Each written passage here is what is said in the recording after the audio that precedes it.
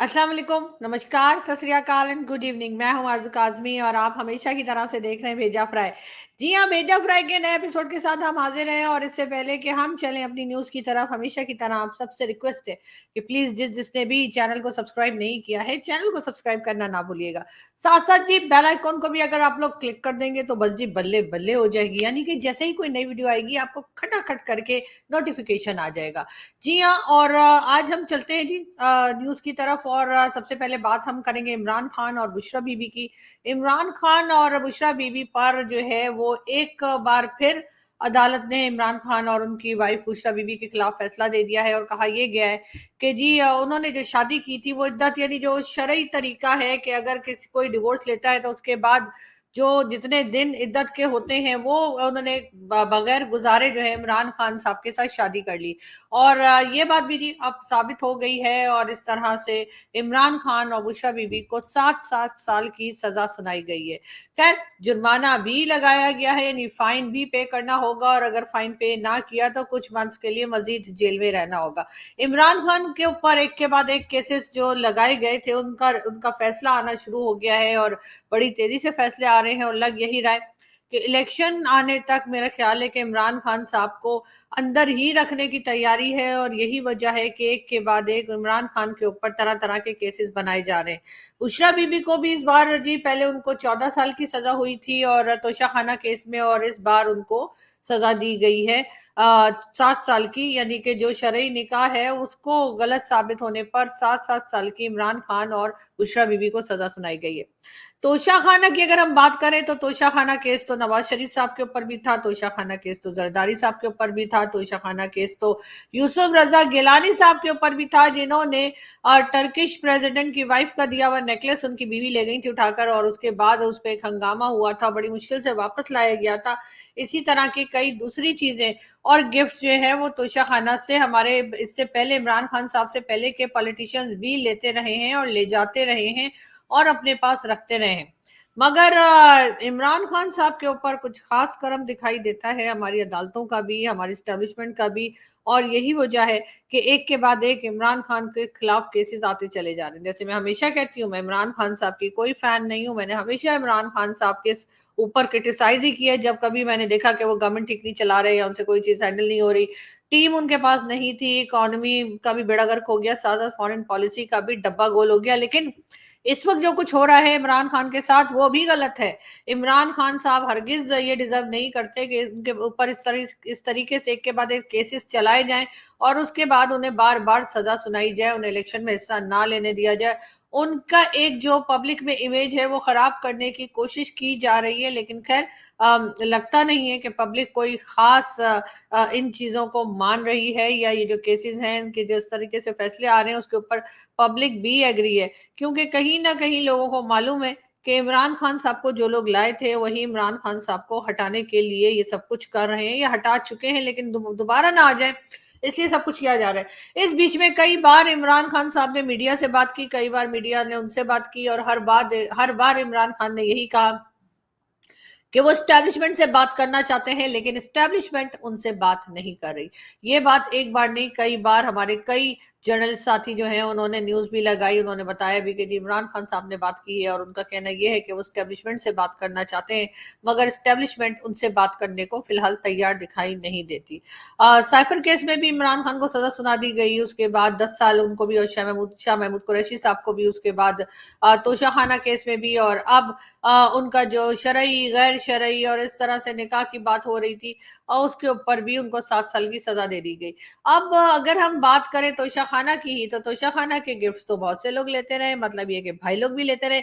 अभी देखिए बाजवा साहब को ये हार, इतना बड़ा हार जो है वो मिला है और यकीनन गल्फ कंट्री से ये इतना बड़ा हार पहन के पता नहीं कहाँ घूम रहे होंगे, वापस कर दिया, रख लिया, बेच दिया या ले गए, क्या किया कुछ। अगर हमारे ये लोग भी, यानी कि हमारे पॉलिटिशियंस के अलावा जो हमारे स्टैब्लिशमेंट के लोग हैं, हाजिर सर्विस हो, चले गए हो, ना चले गए हो, जो भी हो, वो भी अगर अपने तोशाखाना के जो गिफ्ट्स मिले हैं उसकी लिस्ट बता दें और बता दें कि वो गिफ्ट कहाँ रखा हुआ है, तो शायद हमें आसानी हो जाए। इसलिए कि इस वक्त जिसकी गर्दन पतली है वो है पॉलिटिशियंस, और इसी वजह से इमरान खान एक के बाद एक चक्रों में फंसते चले जा रहे हैं।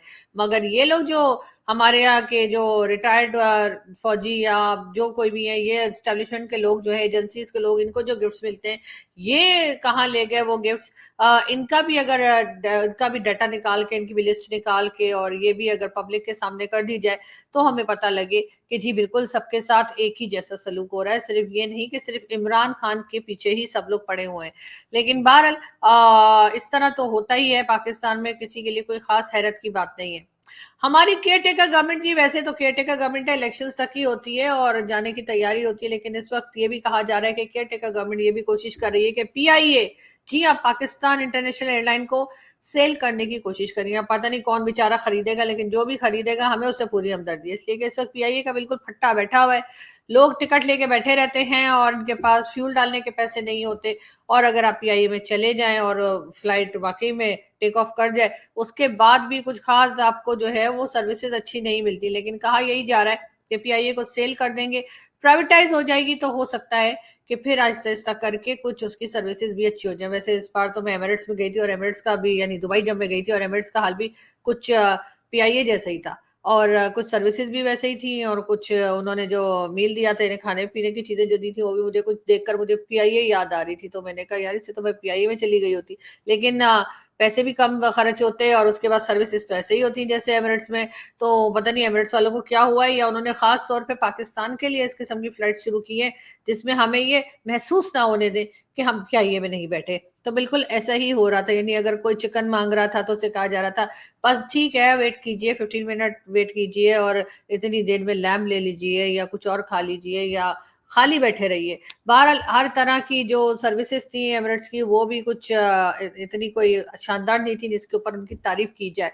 बहरहाल हम बढ़े आगे, और हम आपको ये भी बताते चलें कि जी तकरीबन 47.4 बिलियन के करीब जो है वो फंड जो है वो दिया गया है इलेक्शंस के लिए, गवर्नमेंट ने दिया है। अब इतना फंड जाया करेंगे, और पता पहले ये कि नवाज शरीफ साहब आ रहे हैं, तो फिर इतना लंबा चौड़ा जो आपने बजट दे दिया है, आपने इतने लंबे चौड़े पैसे जो दे दिए हैं इलेक्शंस के लिए, उसको बचा लेते, और हो सकता है उससे कोई और काम हो जाता पाकिस्तान का। ठीक है, मैं नहीं कह रही कि कॉर्नर का प्लॉट ले लेते या कहीं कनाडा अमेरिका में कुछ खरीद लेते, लेकिन पाकिस्तान के लोगों के ऊपर ही वो पैसा लगा देते तो ये लोड शेडिंग ना होती, लोगों के पास आटा होता, लोगों के पास खाना होता, लोगों के पास मेडिसिन होती, एजुकेशन होती, कई दूसरे काम किए जा सकते थे इन पैसों से। इसलिए कि हमें तो आज ही पता है, बगैर वोट डाले, बगैर इलेक्शन के हमें सब कुछ रिजल्ट अगर पता है, तो फिर इलेक्शन कराने का क्या मकसद है और क्यों कराया जा रहा है, ये भी एक बड़ी अजीब सी बात है।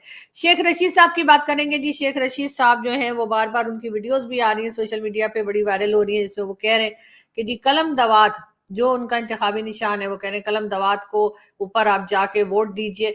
और ना इसके साथ शेख रशीद साहब का कहना ये है कि जी वो अपने लोगों के लिए, यानी कि रावलपिंडी के लोगों के लिए, पाकिस्तान के लोगों के लिए वो बहुत काम करेंगे, और एक नया रावलपिंडी और एक नया पाकिस्तान बना के देंगे। एक तो मैं नया पाकिस्तान से तंग हूँ, मतलब पुराने वाले का क्या करना है हमने, ये भी बता दीजिए।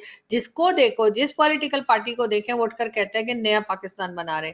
अरे यार, जो पहले आपने 76 ईयर्स पहले बनाया था, वो हजम नहीं हो रहा कि आप लोगों को, जो आप लोगों ने एक बार फिर सोचा है कि नया पाकिस्तान बना ले।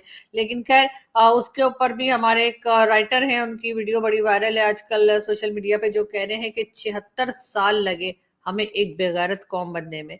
जी हाँ, उन्होंने यही वर्ड यूज किए हैं जो कि काफी सख्त हैं, काफी कहना चाहिए कि कड़वे हैं, लेकिन बहरहाल बात तो यही है, और बात तो वाकई में सच्ची बात है, और ये सच्ची बात वो कह गए हैं। अब पता नहीं उनका क्या मकसद था, लेकिन हम आपको उनकी वो शायरी सुनवाते हैं। औरत के दुपट्टे खींचने वालों, सरों से मेरी औरत के दुपट्टे खींचने वालों, खुदा का डर उतरने में 76 साल लगते।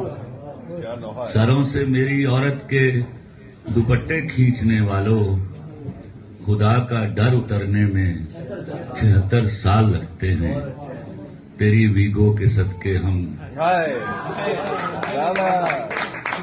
तेरी वीगो के सदके हम सफे बुज़दिल में बैठे हैं। क्या मिश्रा, क्या बात। तेरी वीगो के सदके हम सफे बुज़दिल में बैठे हैं। तुम्हारा खौफ बढ़ने में 73 साल लगते हैं। क्या बात, वाह वाह। 73 साल पहले हम सुना था पार उतरे हैं। क्या बात। 73 साल पहले हम सुना था पार उतरे हैं, मगर फिर डूब मरने में 76 साल लगते हैं। 76 साल पहले हम सुना था पार उतरे हैं, मगर फिर डूब मरने में 76 साल लगते हैं। वाह वाह। मेरी गिनती में अक्सर अब यही हासिल निकलता है। मेरी गिनती में अक्सर अब यही हासिल निकलता है, बेगैरत कौम बनने में 76 साल। जी, तो ये शायरी आपने सुनी। खैर ये ड्रामा राइटर हैं और वैसे तो खैर अजीब अजीब सी बातें करते हैं फीमेल्स को लेकर। इनके अक्सर कंट्रोवर्शियल किस्म की इनकी स्टेटमेंट्स होती हैं, लेकिन ये शायरी बहुत अच्छी लगी मुझे इनकी। और वाकई में 76 साल लगते हैं और तेरी वीगो के सदके हम सफे बुज़दिल में बैठे हैं। बिल्कुल ऐसा ही है। सब लोग डरते रहते हैं, सब लोग कांपते रहते हैं, पता नहीं कब किसको कहाँ उठा कर ले जाएं, कब किसका क्या हो।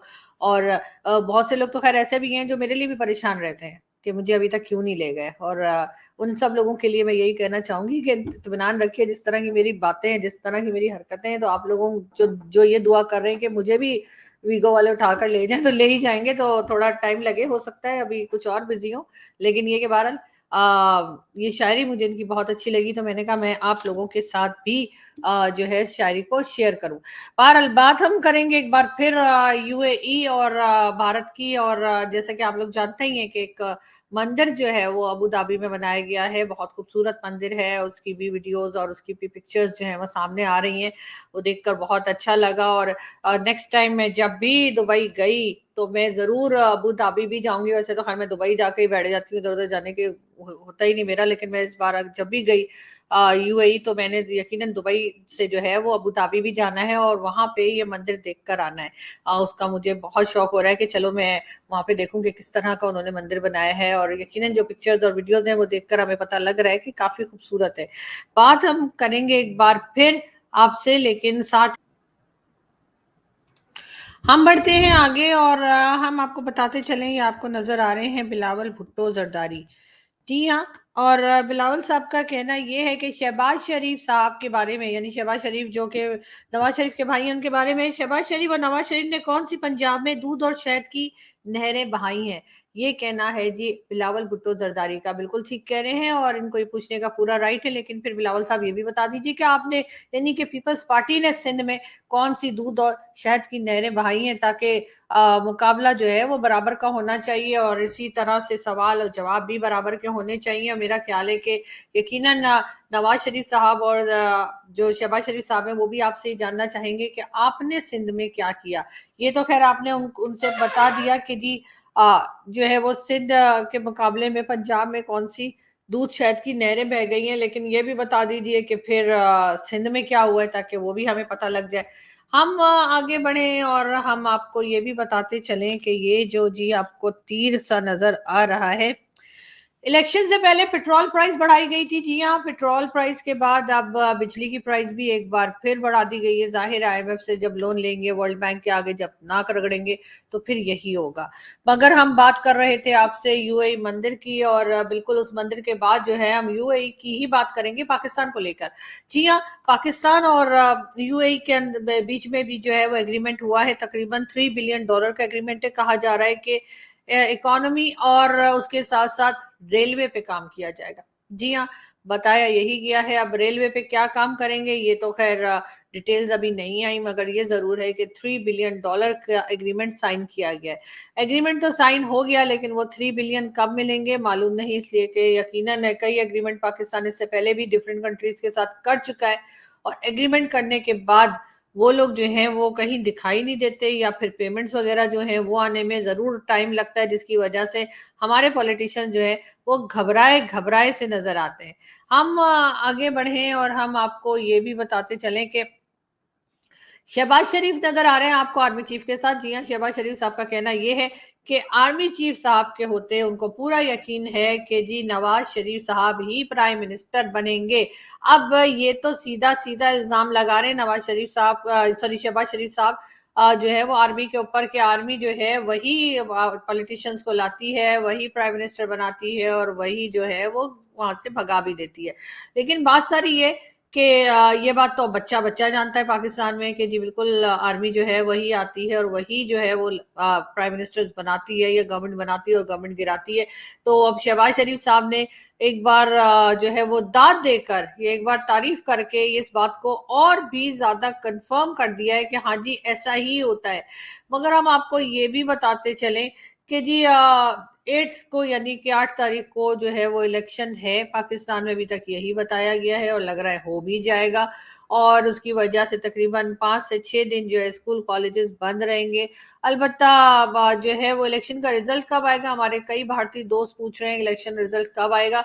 मैं अभी बता देती हूँ, मुझे तो सब पता है कौन आ रहा है कौन नहीं आ रहा है। तो अगर आप लोग चाहते हैं कि मैं बता दूं तो मुझे व्हाट्सअप कीजिए, मैं अभी लिस्ट पे आपको बता देती हूँ। नवाज शरीफ साहब प्राइम मिनिस्टर बन के आ रहे हैं, कौन कहाँ पे किसको कौन सी पोस्ट मिल रही है, कौन सा मिनिस्टर कहाँ लगने वाला है, कौन कहाँ मिनिस्टर लगेगा, क्या हो रहा है, ये तो हमारे यहाँ हर किसी को पता है। तो आप लोग, मुझे नहीं पता कि भारत में बैठ के इतना इंतजार किस बात का कर रहे हैं कि हमारे इलेक्शन होंगे उसके बाद कोई रिजल्ट आएगा फिर कुछ पता लगेगा।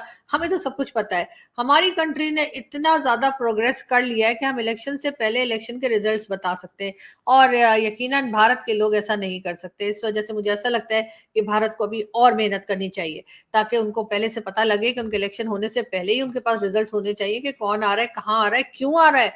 लेकिन बहरहाल अब जो हमारे दोस्त इंतजार कर रहे हैं उनको खैर मैंने कह दिया कि जी 9th तक जरा वेट किएगा, इसलिए कि रात भर तो वो वोटिंग का आता रहेगा जी, काउंट कर रहे हैं काउंट कर रहे हैं। हालांकि वो काउंट करना भी एक नौटंकी होती है, सबको पता होता है किसको कितने वोट मिलने हैं, किसको कौन सी मिनिस्ट्री मिलनी है, उसके बाद भी कहते हैं जी काउंट कर रहे हैं। ये मैं बता दूं जी, पूरी कंट्री के अंदर, पाकिस्तान में पूरी कंट्री में इलेक्शंस के दौरान फौज को लगा दिया गया है और फौज से कहा है कि नजर रखें। और आपको तो पता है ना, जब फौज नजर रखती है तो फिर क्या होता है। तो ये मुझसे तो मत कहलवाइए ना आप लोग। ऐसे भी मैंने सुना है कि आजकल वो कह रहे हैं जी सोशल मीडिया को कंट्रोल करना है, यूट्यूब को कंट्रोल करना है, तो इसलिए मैंने सोचा मैं पहले ही जो है ना वो घुमा फिरा के जलेबियां बनाना शुरू कर दिया करूं। तो मैंने अब से सोचा है कि मैं जो है ना वो भेजा फ्राई में जलेबियां बनाया करूंगी। तो बाकी आप लोगों के ऊपर है कि आप लोग कितने इंटेलिजेंट हैं, आप लोग किस तरह से मेरी बात को समझते हैं और किस तरह से आप लोगों को पता लगता है कि मैं क्या बता रही हूँ। तो इसलिए समझ जाया करें ना, आधे को ही पूरा समझे। और जब मैं पूरी बात बताऊंगी तो फिर मैं देखूंगी नहीं, इसलिए मैं पूरी बात नहीं बताऊंगी, आधी ही बताऊंगी और बाकी आधी आप लोग खुद सोच लिएगा। तो जी पूरी कंट्री में फौज को लगा दिया गया है ताकि वो इलेक्शन पे नजर रखे। लेकिन मजे की बात यह कि फौज पे कौन नजर रखेगा। ये एडिट कर देना तुम लोग, अच्छा ऐसे ही जाने देते हो बार बार शो को, मुझे बर्बाओगे तुम लोग, तो मुझे लगता है सुपारी लिए मेरी। खैर मैं आगे बढ़ती हूँ जी, छोड़े इस तरह की फजूल बातें तुम लोग करते नहीं है। हाँ वो पूनम पांडे एक उनके बारे में आया, वो कोई एक्ट्रेस है पूनम पांडे इंडिया में, और उनके लिए कहा गया कि जी उनको कोई कैंसर हो गया, उसके बाद जी वो टपक गई है। लेकिन उसके बाद उसी दिन जी कहा जाने लगा कि नहीं जी ऐसा कुछ भी नहीं है, बिल्कुल ठीक ठाक है। और आज सुबह जो न्यूज आई उसमें ये कि जी उन्होंने इंस्टाग्राम पे अपनी कोई वीडियो भी अपलोड की है और उनका कहना ये था कि जी मैं तो कैंसर अवेयरनेस के लिए ये सब कुछ कर रही थी, जिसके लिए उन्होंने कहा कि जी वो उनकी डेथ हो गई है और ऐसा करके। लेकिन खैर कल से बहुत से हमारे जो साथी थे मैं उनको देख रही थी, यानी जो यूट्यूब पर भी है उनको भी मैं देख रही थी, अरे कोई तो वीडियो बनाएगा, अरे कोई तो वीडियो बनाएगा, लेकिन किसी ने वीडियो बनाई कोई नहीं। तो उसके बाद दो चार ने हो सकते बनाई हो लेकिन मैंने नहीं देखी। हाँ टीवी चैनल ने, इंडियन टीवी चैनल पे शायद दो चार चैनल पे शायद खबर चली हो, लेकिन सोशल मीडिया पर तो भाई वो पाकिस्तान में भी ट्रेंड कर रही थी और बार बार कहा जा रहा था जी पूनम पांडे जो है 32 ईयर्स की एज में उनकी डेथ हो गई, ये हो गया वो हो गया वो हो गया करके चलती चली जा रही थी कहानी। लेकिन अब कोई ये नहीं कह रहा कि देखो कैसी फेक न्यूज फैला दी, देखो कैसा हो गया, देखो इनको तो बैन कर देना चाहिए, इनका तो बाइकआउट कर देना चाहिए। अब इस वक्त वो सब लोग जो हैं जो इस तरह की बातें करते हैं कि कभी कोई खबर अगर कंफर्म ना हो तो उसको ऐसी ऐसी बातें जो करते हैं वो उसमें मुझे कहीं दिखाई नहीं दे रहे, पता नहीं कहाँ चले गए सब लोग, किधर हो आप लोग, अरे भैया नजर तो आओ, मतलब मैं बड़ा मिस कर रही हूँ इन लोगों को। लेकिन ये कि इस वक्त भी कुछ बोलना चाहिए था कि जी पूनम पूनम पांडे की जो खबर है वो उस तरह से चली। अरे ऐसे कौन सा तरीका है करने का, फेक न्यूज चला दी, पूरा दिन टकटक टकटक टकटक चलती रही। लेकिन मजाल है कि कोई कुछ बोले। खाली मेरी गर्दन पतली दिखाई दे रही थी कि मैं जो है मुझे पकड़ के निचोड़ दिया सबने। खैर कोई बात नहीं, होता है होता है होता है, कोई बात नहीं कोई बात नहीं, हौसला रखिए। हम आगे बढ़े और हम आपको ये भी बताते चले कि जी अगली न्यूज पे चले जाते हैं। भाई ऐसा क्या हो रहा है आप लोग भी ना। खैर ये जो आपको पिक्चर दिखाई दे रही है और इसमें आप देख सकते हैं कि जी पाकिस्तान की बात हो रही है और पाकिस्तान वाले जो चाय पी जाते हैं उसकी बात हो रही है।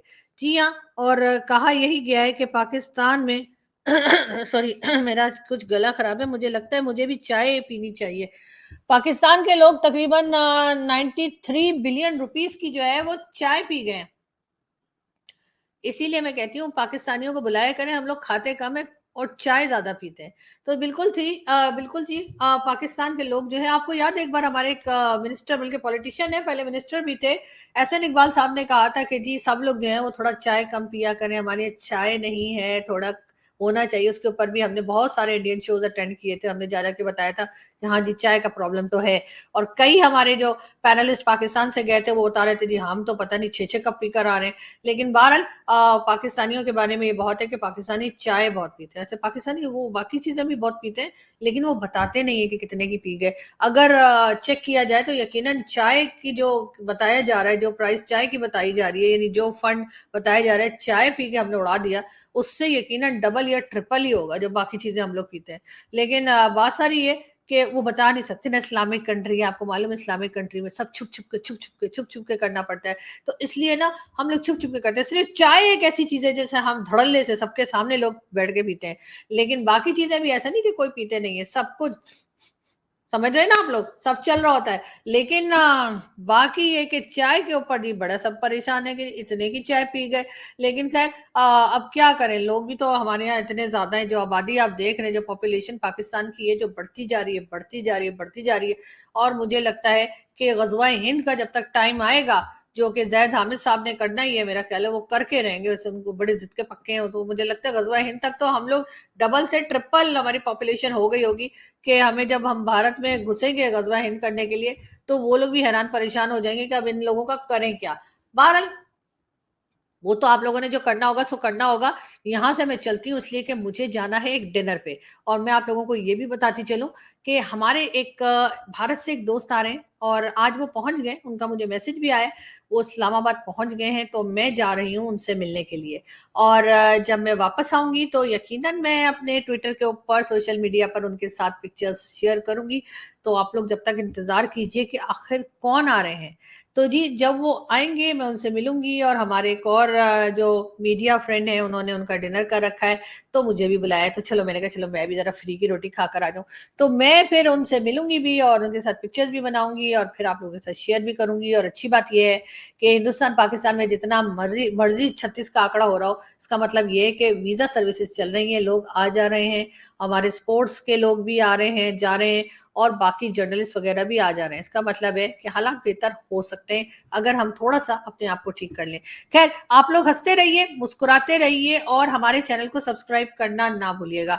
बाकी जी लाइफ में बड़ा कुछ होता है, अच्छा बुरा होता रहता है, तो इसलिए अगर किसी के साथ कुछ बुरा हो रहा है तो परेशान मत होइए। अच्छे दिन नहीं रहते तो बुरे दिन भी नहीं रहते। अपना बहुत सारा ख्याल रखिए, जिए और जीने दें। Thank you.